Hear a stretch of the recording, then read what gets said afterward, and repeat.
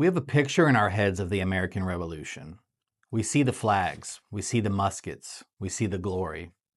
But if you look past the statues, if you read the actual letters written by the men on the ground, you realize the revolution wasn't just a war. It was a business crisis. I want to take you back to December 1777, Valley Forge. George Washington sits down to write a letter to Congress. He isn't writing about strategy. He isn't writing about the British. He is writing about logistics. He writes that he has no less than 2,898 men now in his camp, unfit for duty because they are barefoot and otherwise naked. Think about that number, nearly 3,000 men, a ghost army. They weren't fighting. They were sitting in the snow, sharing one pair of pants between two men. One would wear them on guard duty, while the other huddled under a blanket, waiting for his turn to be warm. Washington wrote that you could track the movement of his army by the blood on their feet in the snow. Now ask yourself, why? Was America out of shoes? No. There were warehouses full of shoes just about 50 miles away. The problem wasn't the supply. The problem was the contract. The government didn't know how to be a customer. To understand the opportunity you have today, the trillions of dollars flowing through SAM.gov, you have to understand the nightmare Washington inherited. In 1777, there were no rules. Instead, Congress used something called the Commissary System. They appointed middlemen to buy supplies, but the contract incentives were completely broken. These middlemen were paid a commission based on how much they spent. If they bought grain for $1, they made a penny. If they bought it for $10, they made a dime. The system was designed to drive up the price and reward waste. The result? The soldiers got fire cake, a paste of flour and water, baked on a dirt rock that was hard enough to break your tooth. And while the middlemen got rich, the customer, the soldier, got sick. And then you had the bad contractors, men like Comfort Sands. You've never heard of him, but he was the reason that we now have strict auditing laws. Comfort Sands had a contract to supply the army, but when winter hit, he realized that he could make more profit by holding food back. He tried to renegotiate his margins while men were starving. Washington called him a man with a dearth of public spirit. In modern English, he was a crook. Washington realized he couldn't win without a professional partner. He needed the first true government contractor. Enter Robert Morris. Robert Morris was the Jeff Bezos of 1776, the wealthiest merchant in America. Washington told him, "The game is up. We are broke." So Morris did something radical. He realized the government had no credit score. No one trusted Congress to pay the bill, so he used his own credit. He issued Morris notes. These were contracts backed not by the government, but by Robert Morris's personal fortune. He told the suppliers, "Ship the meat.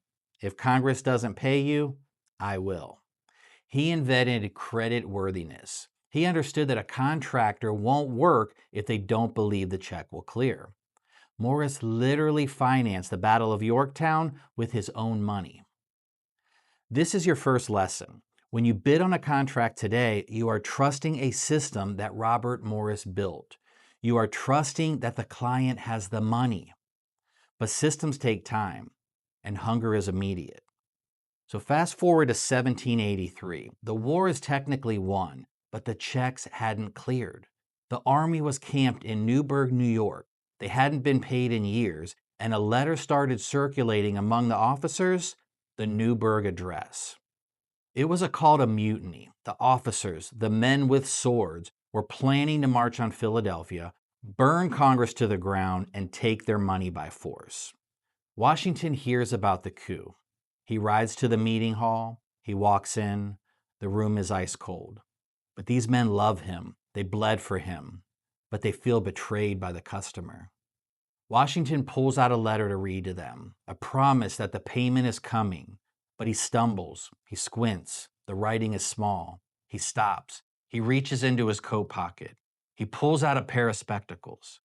Now you have to understand, Washington was a Superman to these guys. Tall, invincible. They had never seen him show weakness. He puts on his glasses. He looks at them and he says, "Gentlemen, you will have to permit me to put on my spectacles, for I have not only grown gray, but have lost my sight with service to my country." The anger in the room vanished.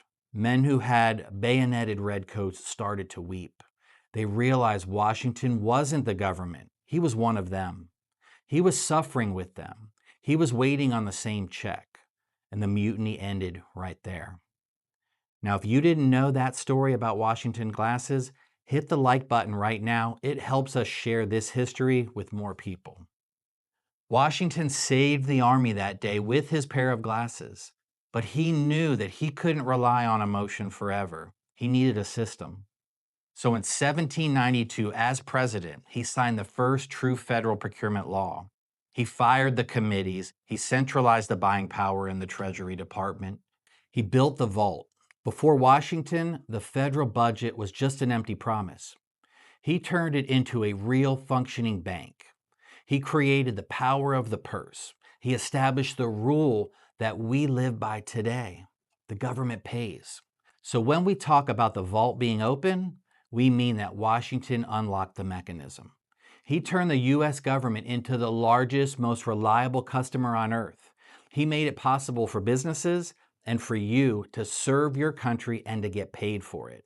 Washington built the bank, but a bank needs guards, because where there is money, there are thieves. Join me in the next episode where we meet the man who decided to hunt down the contractors who were stealing from it.